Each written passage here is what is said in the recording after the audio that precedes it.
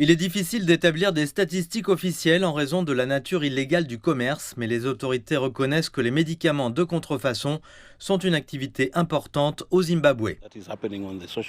Si vous regardez ce qui se passe sur les médias sociaux et ce que nous avons observé au cours de nos activités d'application de la loi, nous avons noté que nous avons effectivement une prolifération de médicaments de qualité inférieure. Et cela pourrait compromettre la santé et mettre en danger la vie d'innombrables patients.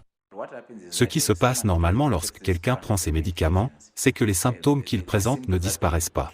Par exemple, lorsque quelqu'un vient avec une diarrhée et qu'il prend ces faux médicaments, les symptômes ne disparaissent pas, ils ne font qu'empirer.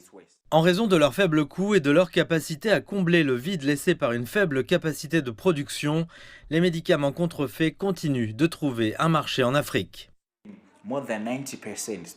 Selon des études, plus de 90% des médicaments que nous utilisons en Afrique sont importés.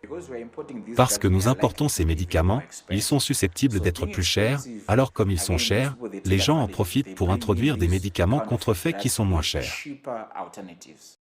Selon les professionnels de la santé, les faux médicaments les plus répandus sont les antibiotiques et les analgésiques.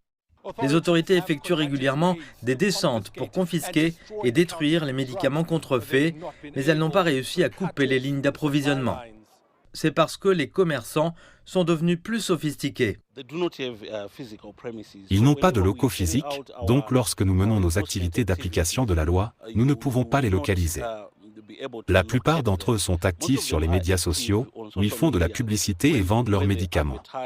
Le régulateur a appelé à la coopération entre les États pour renforcer les contrôles aux frontières afin d'endiguer les mouvements transfrontaliers. Et dans le même temps, l'on doit sensibiliser le public au danger de l'utilisation de médicaments non enregistrés et non conformes aux normes.